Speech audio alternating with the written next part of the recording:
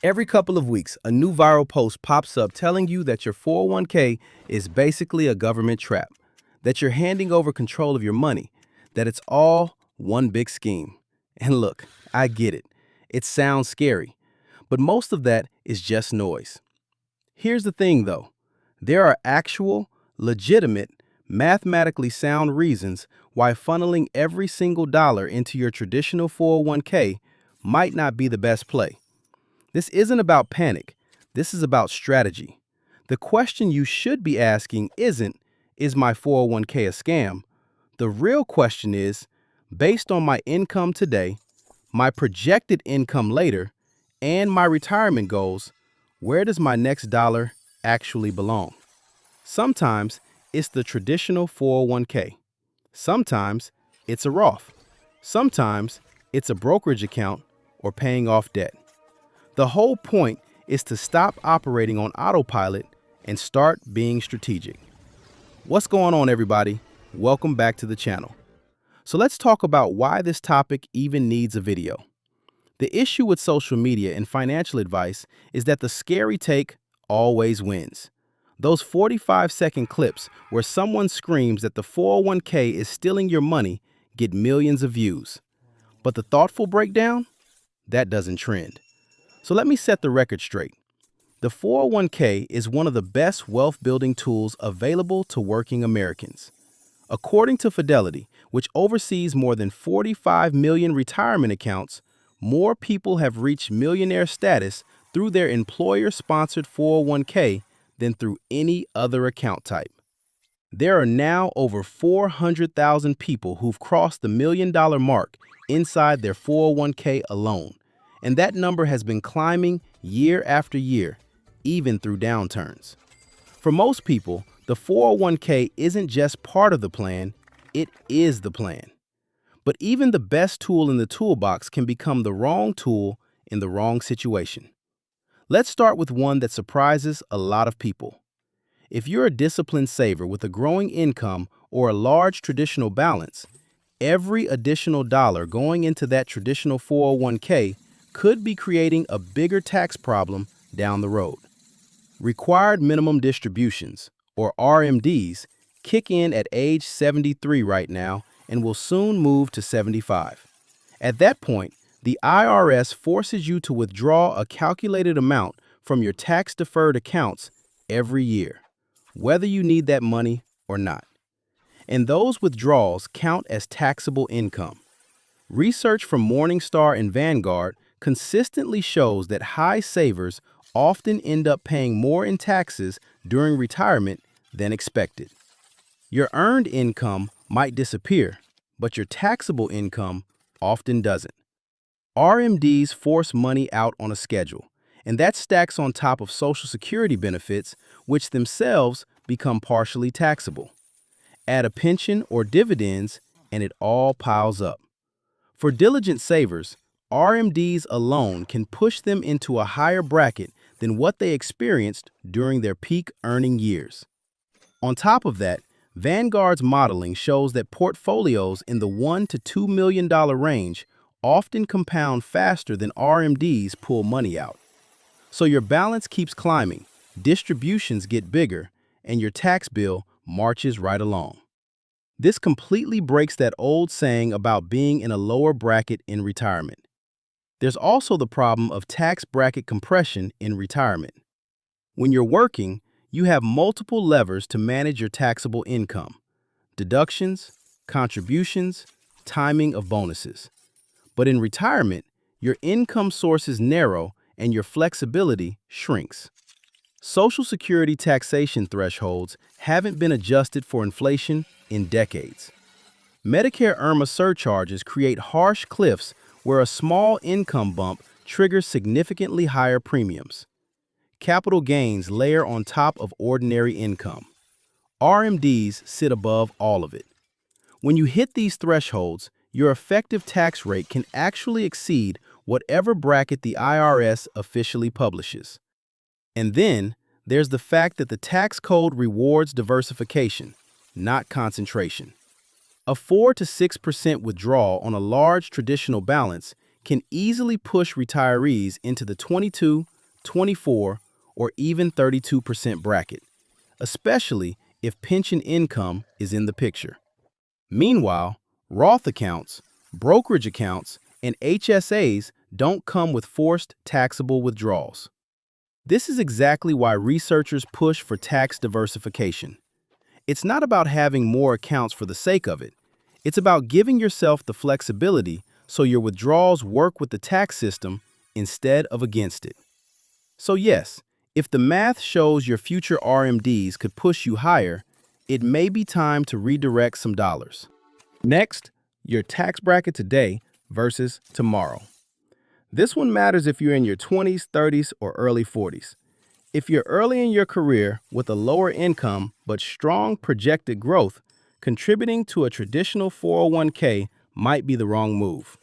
You'd be taking a deduction in one of the lowest brackets you'll ever be in, only to pay taxes later when you're in a higher one.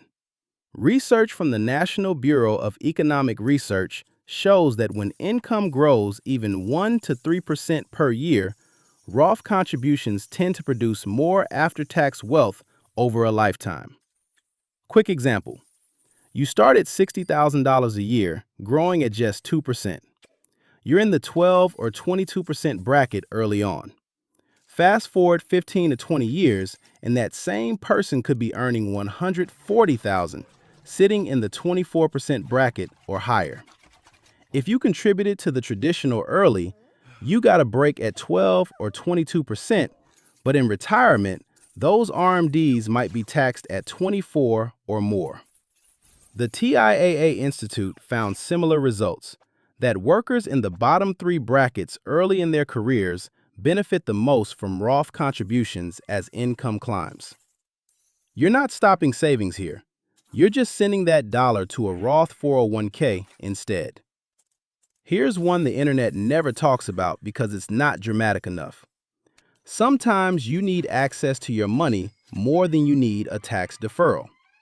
If you don't have an emergency fund, if you're carrying high interest debt, if you're saving for a home, or if one unexpected expense could derail everything, then locking up every available dollar in a 401k isn't optimal. Now let me be clear. If your employer offers a match, always contribute enough to capture the full match.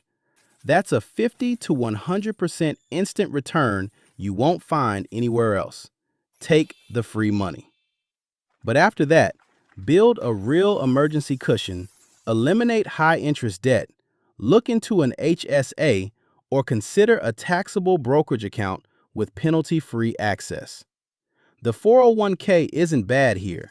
The timing is just wrong. Stability is the foundation that keeps your long-term plan from collapsing. Speaking of access, if you're planning to retire before age 59 and a half, the traditional 401k creates a real problem. Unless your plan offers something like the Rule of 55, which allows penalty-free withdrawals if you leave your employer at 55 or later, your money is essentially locked until that age with a 10% early withdrawal penalty. That completely defeats the purpose if your timeline says you want out at 45 or 50. The smart move is to build up a taxable brokerage account alongside your retirement accounts. Yes, there's some tax drag since you fund it with after-tax dollars and investment income gets taxed annually. But if you stick to low-cost, low-turnover index funds and hold for more than a year, gains are taxed at the favorable long-term capital gains rate, often 0, 15, or 20% depending on your income. Plus, and this is key, only the growth is taxed. Your original contributions, the principal, come back to you completely tax-free because you already paid taxes on those dollars. Use the brokerage to fund your early retirement years, then let traditional and Roth accounts carry you from 59 and a half onward. You get flexibility now and the tax advantages later. Now, this absolutely does not mean you abandon retirement accounts altogether. Those are still incredibly powerful because they let your money grow either tax-deferred or tax-free. The goal is to have both. Build the bridge account for early access and keep the retirement accounts for the long haul. Another scenario? When the plan itself is terrible. Some 401s have fantastic low-cost options. Others are loaded with expensive funds, limited choices, and hidden fees. Even a 1% difference in annual fees can reduce your final balance by 20 to 30% over a career. Large employer plans typically run 0.4 to 0.6% all in. Mid-size plans average 0.7 to 1%, but small employer plans under 100 employees, those can range from 1 to 1.75%. Watch out for high fund expense ratios where an expensive active fund charges 0.65 to 1.5% versus a good index fund at 0.03 to 0.1%. Asset-based admin fees above 1% are a red flag. Managed account fees can add another 0.25 to 0.9% on top of everything. If your plan has high fees, get your match and direct additional savings to an IRA where you control the costs. Last one, and high savers especially need this.